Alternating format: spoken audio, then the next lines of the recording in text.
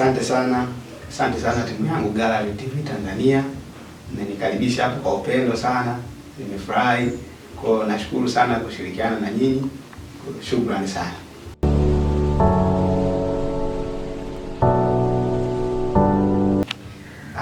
Asante. Kwa majina naitwa Method Saidi Mbano. Kwenye jina la sanaa natumia jina la Elisha. Nina umri wa miaka 25.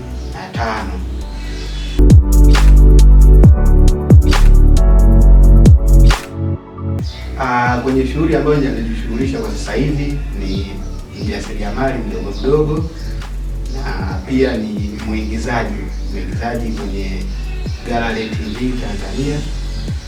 Kwenye shughuli ambayo naipendelea zaidi kwa sasa hivi ni kuigiza. Kuigiza ndio shughuli ambayo naipenda zaidi, japokuwa na bado najishughulisha na biashara nyingine ndogo kama vile wakala na biashara zingine kama vile na nguo, ila sana kwenye shughuli ambayo naipenda ni kuigiza.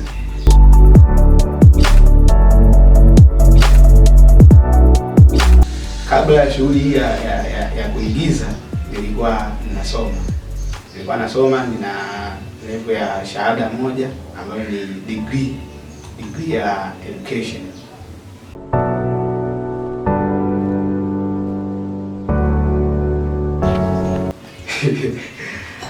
Asante. Kwenye maisha yangu ya kusoma hayakuwa marahisi sana na pia hayakuwa magumu sana. Yaani yalikuwa kwenye level ya katikati, kwa sababu ukiangalia hata kwenye shule ambazo nilikuwa nasoma hazikuwa zile shule ambazo labda ni za gharama sana au labda ni za bei nafuu sana, kwa sababu kwenye kipindi ambacho mimi nilikuwa nasoma bado ada tulikuwa tunalipa. Kwa hiyo kwenye maisha ya kwangu ya kusoma bado yalikuwa ya level ya katikati, japokuwa vipengele vigumu nadhani vilikuwa vingi zaidi kufanisha na maisha yale marahisi, kwa sababu kama unavyojua kwenye maisha ya shule na hizi shule zetu ambazo tunazisoma watu wengi ni za level ya katikati. Kwa hiyo kutokana na hiyo nature ya shule na kwenye mapito ambayo nimepitia, tuseme kwamba ni ya katikati, japokuwa yamesogea kidogo kwenye ugumu.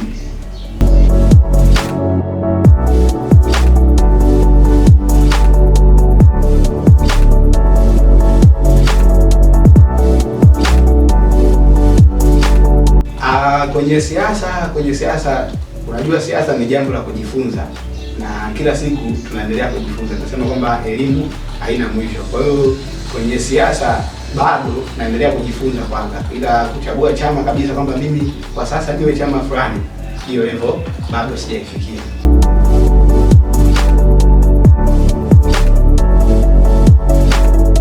Kwenye timu ambazo nazipenda sana kwa hapa Tanzania, timu zangu zipo mbili.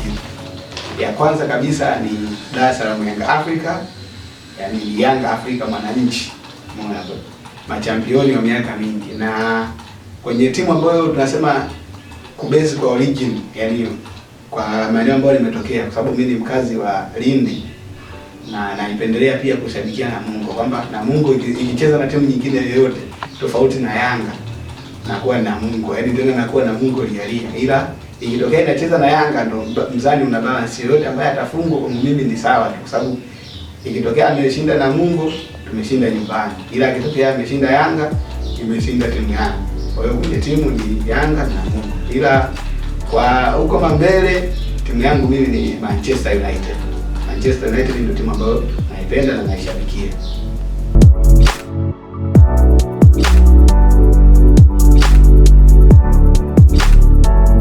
Kwenye channel yetu ya TV Tanzania mimi nilianza kuigiza mwaka 2025. Baada ya kuona kwamba naweza kuigiza, nikaona kabisa kwamba nikaomba kwamba na mimi niwe mmoja wa waigizaji kwenye hii channel ya Gallery TV, na bahati nzuri meneja akanielewa, akanifanyia interview, akaona kwamba kweli ana kitu. Kwa kujiunga na kuanza kufanya kazi rasmi kwenye Gallery nilianza 2025.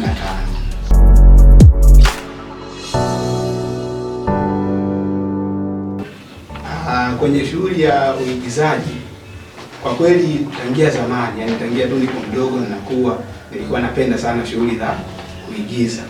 Kwa hiyo ila kwenye pitapita zangu mpaka nafikia ile 2025 nilikuwa bado sijakutana na ile platform kwamba hii hapa hii ipo special kwa ajili ya kufanya hiyo sanaa. Kwa hiyo baada ya kufika hapa Dodoma na kukutana na platform na management ambayo ipo sawa, nikaamua rasmi sasa kujiunga nao. Kwa hiyo kwenye kuigiza mimi nilikuwa napenda tangia nakuwa, yani tangia nipo mdogo kabisa zamani. Nilikuwa napenda sana hii shughuli ya kuigiza, na bahati iliyoje nilipokuja huko Dodoma kwenye zile harakati za kusoma nikakutana nao, nikaona sasa hapa ni sehemu sahihi kabisa ya kujiunga na kuendelea na hii kipaji changu ambacho ninacho tangia nipo mdogo. Kwa hiyo ikawa ni sehemu sahihi zaidi kwamba Mungu alinipangia nije huku. Bahati iliyoje nikakutana na Gallery TV Tanzania, nikaongea na uongozi, wakanikubalia maombi yangu. Baada ya kufanya ile interview, basi nikaamua tu kuendelea na kuigiza. Ila kuigiza mimi nilikuwa napenda tangia nipo mdogo kabisa.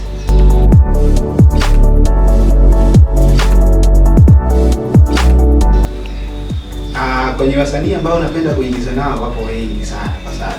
Yaani wapo wengi sana. Ila namba moja kwangu mimi ni Gabo Msigamba. Yule jamaa yaani nakuwa hivi nilikuwa namuona kwenye movie zake nyingi, na kiukweli waga anavaa uhalisia ule wa kweli.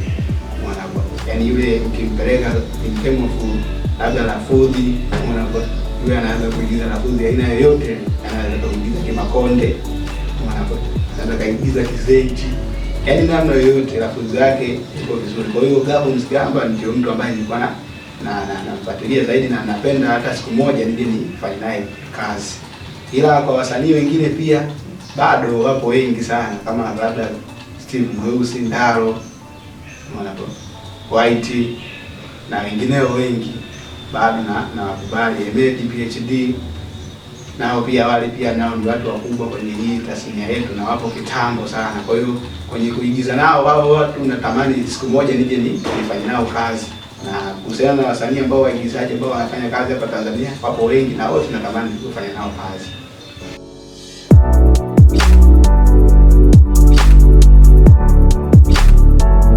Okay, asante. Kwenye vitu ambavyo nimeshawahi kuvifanya bora zaidi kwenye kipindi changu chote cha uigizaji ni kwenye kuvaa uhalisia.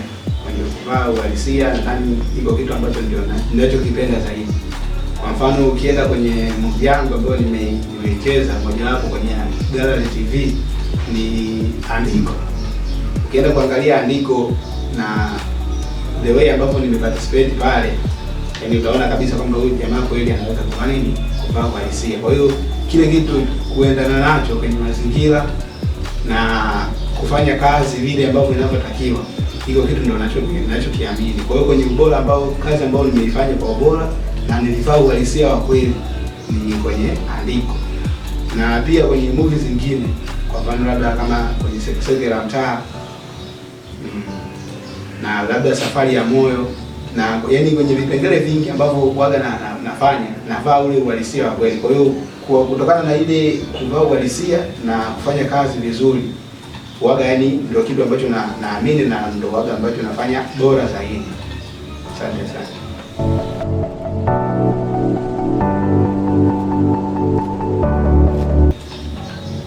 Kulingana na management ambayo ninayo, naamini kabisa baada ya mwaka mmoja kwamba hii 2026 mpaka kufikia 2027 naamini tutakuwa tumepiga hatua moja kubwa sana, kwa sababu ni management ambayo iko vizuri kwenye kila kitu ambacho tunakifanya, tunajiamini na kazi ambazo tunazifanya ni za ubora.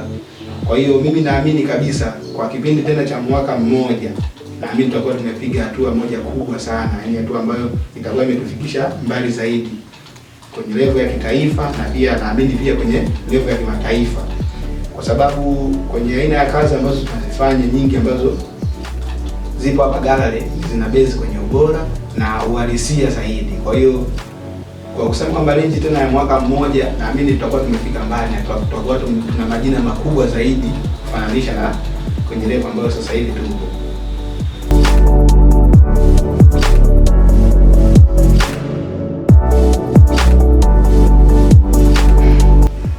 Okay, kwenye wasanii ambao navutiwa nao Gallery TV Tanzania, karibia ni wasanii wote kabisa, wote navutiwa nao kufanya nao kazi. Lakini tukisema mmoja wapo ambaye navutiwa naye zaidi ni Pili ambaye nimecheza naye kwenye Andiko pamoja na Safari ya Moyo. Hiyo yote amecheza kama yani tupo kwenye familia, ni kama mke wangu, na kiuhalisia alikuwa anavaa sana ule uhalisia wa kweli, yani uhalisia ambao mtu anatakiwa kuonyesha kwenye jambo. Kwa hiyo kutokana na kule kuonyesha kwake uhalisia, iko kitu ndio kinasababisha mimi nivutiwe nao zaidi. Na kuna wengine ambao wapo, kwa mfano kwenye Safari ya Moyo naitwa Selemani. Kwenye Safari ya Moyo, Selemani alikuwa ni mpwangu na dada yake ni Sara. Kwa hiyo alikuwa amevaa ile uhalisia ambao ana msimamo mwanzo mwisho, kwamba alikuwa ana msimamo wake ambao alikuwa anaukubali kabisa. Kwa hiyo kutokana na ile kukubali uhalisia wake na kuwa na msimamo, hakuyumbishwa na mambo mengine yoyote, iko kitu kikawa kinanifanya mimi nivutiwe naye, kwa sababu mwanzo mwisho hakubadilika, kwa sababu ukienda kwenye uhalisia wa ile movie, yani Mr. Greenfield alikuwa na level fulani ya maisha ambayo ni ya kawaida ya chini, ila kwenye upande mwingine ambaye ni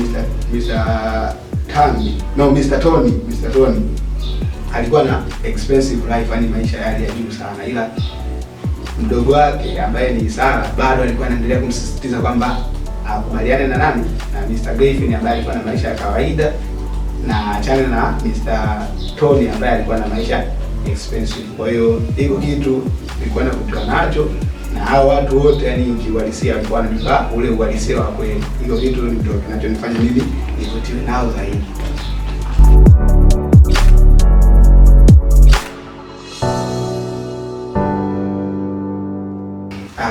Asante. Tunasema kwamba kwenye kila shughuli lazima kutakuwa na nini? Lazima kutakuwa na changamoto. Yaani kwenye kazi ambazo tunaendelea nazo, tunafanya kazi kila siku, lazima kutakuwa na changamoto. Kwenye changamoto kubwa ambayo inaniface mimi ni kwenye issue ya nini? Kwenye issue ya wateja. Yaani kama nilivyosema mwanzo kwamba bado najishughulisha pia na shughuli nyingine ndogo za kibiashara. Kwa hiyo kwenye biashara pale utakuta kuna wakati ambao unahitajika kuja kufanya kazi ya ofisi ya kuigiza, na pia wakati tunasafiri labda kwenda kwenye maeneo mbalimbali. Sasa kule kwenye ofisi yangu mwenyewe ambayo nafanya kazi private, kuna wakati yani nafunga, na wateja pia pale wakija wanakuwa yani wananikosa, kwa hiyo hawapati huduma ambayo walikuwa wanahitaji kwa muda huo. Sasa ile kitendo cha kufunga pale na kwenda kusafiri au kwenda kwenye maeneo ambayo tunabidi tukafanye hiyo action, inakuwa ni changamoto ambayo ni kubwa sana, kwa sababu yaani nashindwa kujigawa, na unajua kwamba muda mwingine mnaweza mkatoka labda mchana au asubuhi mkaenda kwenye kuigiza. Sasa kule ofisini inakuwa nimeshafunga, kwa sababu mimi sasa hivi bado sijaoa. Kwa hiyo kujigawa kule kwamba huko ofisini kwangu mwenyewe na kazi ya ofisi kama ofisi ya E-Gallery TV inakuwa ni changamoto moja kubwa sana. Kwa hiyo kwenye issue ya wateja kwa namna moja au nyingine na wakwaza, kwa sababu utakuta mwingine anategemea kabisa kwamba naenda kumkuta labda bosi wangu kwenye ofisi yake, anakuja pale ananikosa. Kwa hiyo changamoto kubwa nadhani ni hiyo hapo, kwamba kwenye kujigawa huku kwenye kazi za ofisi ya gallery na kwenye ofisi yangu kwenye private, iko kitu nadhani ni changamoto kubwa sana ambayo inaniface.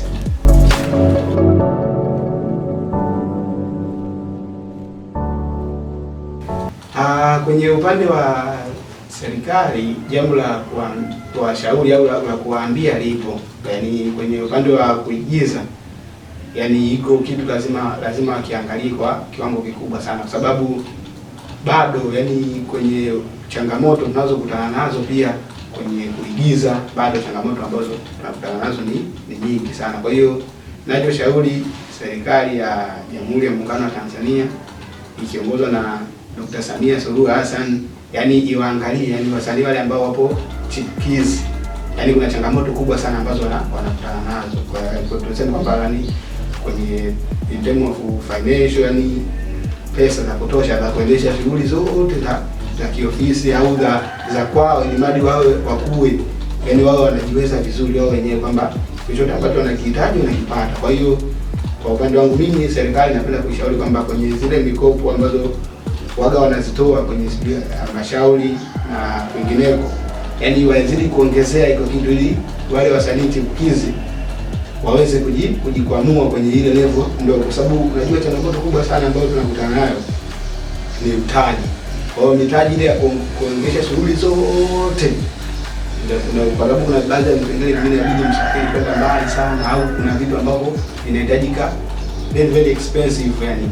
Kwa hiyo bado kwa wasanii chipukizi inakuwa ni changamoto. Kwa hiyo wakiwa wanatoa ile mitaji na mikopo kwa watu, ile itakuwa ina boost na inawainua wasanii wachanga zaidi kuwa kwenye level ambayo wanajiweza. Kwa hiyo waendelee tu kutoa ile mikopo ili mradi watu wafaidike zaidi.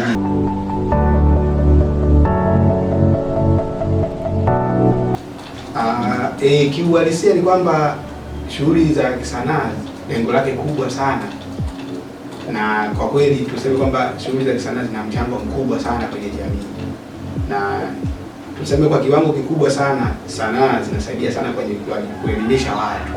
Yaani inalenga kuelimisha jamii ibadilike kwenye hali ambayo ipo iende kwenye hali nyingine ambayo ipo bora zaidi na nzuri zaidi. Na iko hapo ndo kwa kiwango kikubwa sana kwenye sanaa ambazo sisi tunazifanya, lengo lake kubwa ni kuelimisha. Kwa mfano labda ukija kwenye hapa Gallery TV kuna movie nyingi sana ambazo tumezifanya kwa ajili ya lengo la kuelimisha. Kwa mfano ukienda kwenye andiko kwamba tunaangalia kwenye maisha ile ya uhalisia ni watu ambao wapo level za chini, unaona namna gani ambapo wanapambana, wanajipapatua kutoka kwenye zile level ambazo wanazo kwenda kwenye level ambazo kidogo zina unafuu. Kwa hiyo wanafundisha kwamba yani kwamba tusikate tamaa, yani tuendelee kupambana, kujipapatua kutoka kule tuliko. Na pia ukienda kwa mfano kwenye ajira mateso yani kwa kiwango kikubwa sana imeongelea ni vitu ambavyo vinafanyika kwenye jamii na kutaka kuelimisha kwamba tuachane na yale mambo ambayo yapo. Kwa mfano yani kuna hali kwamba yani kwenye harakati za kutafuta ajira, tunajua kwamba kila mtu ambaye labda amesoma mpaka akahitimu anakutana na vikwazo vingi sana pale ambapo anataka kuomba kazi labda hapana. Kwa mfano ukienda kwenye ile movie tumeona kwamba yule Mr. Tambi anamwambia kwamba yule msichana ambaye alikuwa amesoma anatafuta zile kazi, umeona, anamwambia kwamba atoe rushwa ya nini, rushwa ya ngono ndipo apate kazi. Ajira ajira ajira ajira ajira ajira ajira ajira ajira. Karibu binti. Asante. Shikamoo. Marhaba. Jambo. Jambo. Karibu. Asante. Habari za kazi? Salama. Mimi nilikuwa ninahitaji kazi. Unahitaji kazi? Ndio. Kazi gani unahitaji? Nahitaji kazi ya usekretari kama itawezekana, hata kazi yoyote, hata kufagia, kufanyaje. Kuhusu kazi haina shida. Upatikanaji wa kazi hapa ni rahisi, kutokana ni kwamba umeshafika kwa Mr. Chuma. Mimi ndo Chuma mwenyewe. Mimi ndo mzee wa connection mjini. Hilo binti toa shaka, ila kuna masharti kuyafuata. Ni haya hapa. Sikiliza basi. Masharti tena? Kila unapotafuta kazi kuna jambo inabidi ulifanye ili upate kazi. Sikia, kupata kazi kwangu sio jambo gumu sana. Ninachohitaji kutoka kwako ni kwamba nipe muda, baki na mimi kwa usiku mmoja. Kesho inapofika ushaipata kazi na ushapandishwa cheo. Nahitaji usiku mmoja tu. Unanitosha mimi na wewe. Usiku mmoja kivipi babangu? Sikiliza, usiniite baba, niite Chuma. Mimi ndo Chuma. Ajira ajira ajira ajira. Kwa hiyo yani lengo kubwa ni kuelimisha, kwa kwamba wale ambao wanacho wasitumie kile kitu, au wale mabosi wasitumie ile power ambayo wanayo kuwakandamiza wale watu ambao hawana, umeona boss. Kwa hiyo inaelimisha kwamba wale wote ambao wanafanya haya mambo yaani kwa kiwango kikubwa kwanza tujue kwamba yapo, na inashauriwa kwamba yale mambo sio mazuri sana, lengo ni kuyaacha. Na hiyo changamoto haipo tu kwa labda kwa wadada au tuseme kwamba labda kwa mama peke yao, no. Hata pia kwa kwa baba pia wanaenda kule kwenye kuomba kazi, wanakutana na vikwazo kwamba inabidi labda utoe rushwa kitu fulani, umeona, kwa ndipo upate kazi. Kwa hiyo kwenye kuelimisha jamii kwamba inawalenga kwamba wale ambao wanafanya hivyo vitu waviache, twende tu kiuhalisia kwamba kama labda tunatumia vyeti vyake vikiwa vizuri, kila kitu kipo sawa, huyo mtu tunampa kazi afanye, na labda kama kiko kitu anakifanya kwa ubora zaidi afanye. Na kwa kutumia hiyo njia nadhani tutakuwa tumeelimisha zaidi jamii, na tutakuwa tunajenga jamii ambayo ina upendo na mshikamano. Na kwenye mchango pia wa sanaa tunasema kwamba ni chanzo cha mapato kwa watu, kwa sababu tunaona wasanii ambao wanaigiza wapo wengi sana ambao wamepata mafanikio kwa kiwango kikubwa sana. Tukimwangalia labda kama huyu Gabo Mzigamba, unaona, Emedi PhD, na wengine kama Steve Mweusi, Daro na wengineo wengi, wale wote wanafanya shughuli tu za kuigiza. Kwa hiyo ukiangalia kwa kiwango kikubwa sana wamepata pesa na vitu vingine vya kujikimu kupitia hiyo sanaa. Kwa hiyo lengo kubwa zaidi pia la sanaa ni kutoa mapato kwa watu, na inasaidia kujikwamua kutoka kwenye ile level ya kimaskini ya chini sana kwenda kwenye level ambayo iko ya juu zaidi, ambayo ni ndoto kwa kila mtu.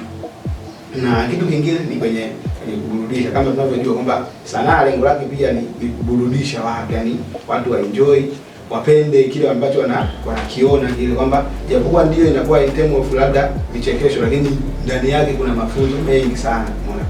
Kwa mfano ukija kwenye gallery pale, unaenda kwenye movie kama zile Dr. Feki,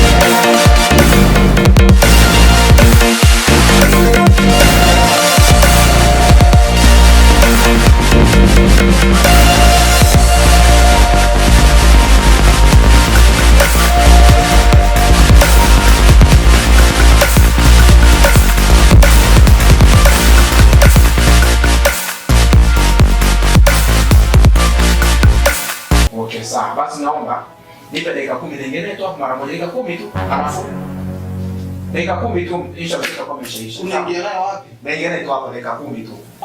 Kwa taratibu gani?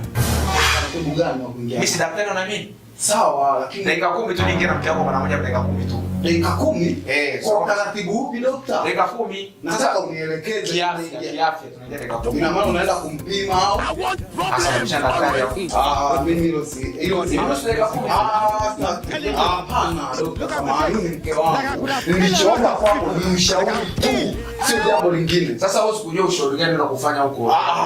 Tushauri tukiwa wote. Mambo ya kuingia sehemu za bibi. Hapana, stop. Unataka mtoto utaki mtoto? Nataka mtoto sawa, lakini sio kwa ndani. Sasa unabishana sema daktari bingu? Haiwezekani. Tena utaratibu kwa hivi sawa. Nikiingia na mgonjwa wako ndani. Ni dakika 10 unague mbali. Yaani wewe papa anaingia dakika 10 alafu na naye hapa. Kitu tunachoka. Hapana. Sitaki, amka tuondoke. Tuondoke. Sitaki. Uzuri usiku. Sema sitaki. Kama ni wewe bwana hiyo ndio jambo. Sitaki. Lemon parangu. Ana bahati yake sana huyo jamaa. Ndio kwa mweupe yule bana. Ningejifaidia sasa masala. Umeona hapo? Ni vipande fulani hivi ambavyo vinaburudisha sana kuja kuviangalia. Mwezi wa mchongo. Yaani this man, I don't want peace. I want problems always. God have mercy upon us. I'm telling you. Look at my face. Like I could have killed a lot of people. Like I'll kill. Like I'll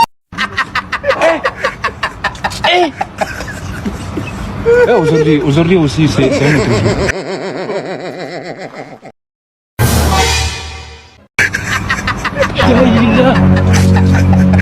Lemon parangu. Yaani ni vipande fulani ambavyo vinaburudisha sana kwa kiwango kikubwa.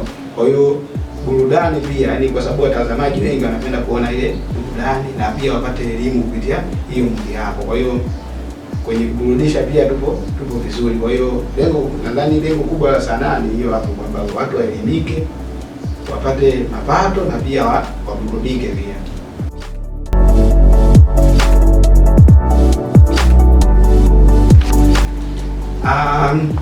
Kwa mashabiki zetu, yani wale wapenzi watazamaji na watu ambao wanapenda kutufuatilia, cha kuahidi kwa kiwango kikubwa zaidi, yani kwa sasa hivi tupo vizuri na kuna kazi nyingi ambazo zinakuja, yani nyingi na bora zaidi.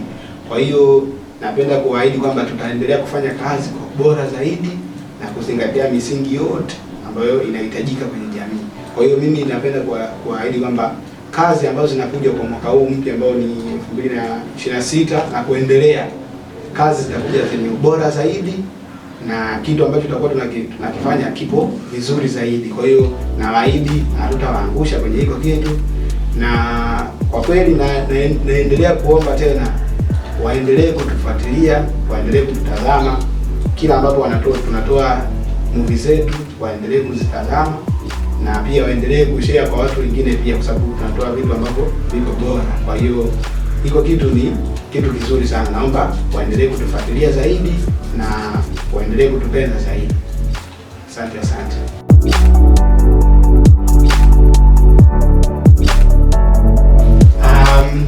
Kwa kweli watazamaji wetu, mimi napenda kuwapa hongera sana na tunashukuru sana kama crew ya Gallery TV Tanzania. Kwa kweli tunashukuru sana kwa mchango wenu ambao mnatufanyia mpaka sasa hivi. Tusingefika hapa tulipo bila nyinyi. Kwa hiyo mimi kama mmoja wa watu wa Gallery TV Tanzania napenda kuwashukuru sana na nawaomba pia muendelee kutufuatilia. Tunashukuru sana. Tuko pamoja.